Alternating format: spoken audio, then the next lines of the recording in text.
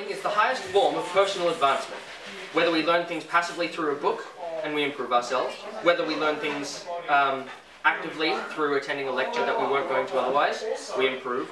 Whether we learn something in a eureka moment at the end of a really huge mistake, in which we realize that we have had way too much to drink the night before, dumped our partner by text, and received serious burns from spilling piping hot gravy all over myself, we become better people for it. Learning is for winners.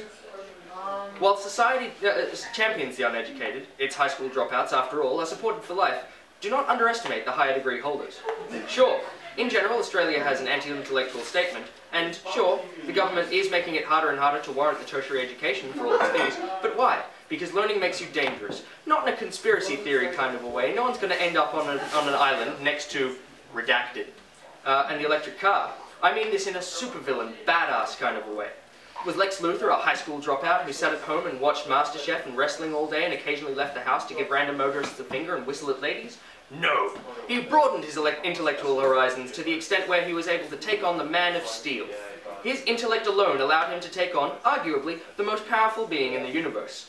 And I'm not sure how much of the comics you've read, but at one point he reconfigures a cloaking device into a hyperdrive. Not disassembles and rebuilds as, reconfigures into.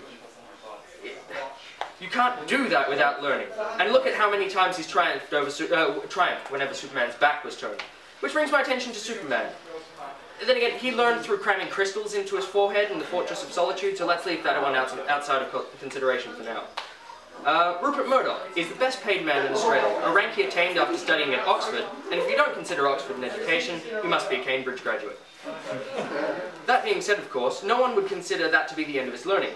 Let's not get too far into hero worship here, but if you're one of the best paid individuals on the planet with an Oxford education and still have the ability to play senile in the face of accusations, you must have learned a few good tricks here and there. Whether it be learning from bad experience or from formal education, being a vegan just makes you better than most people. No, wait.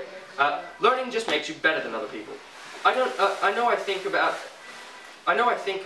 that every time I see my paycheck go into my bank account, a job I simply have because my university education taught me the power of stringing words together in a manner that no other education could. End.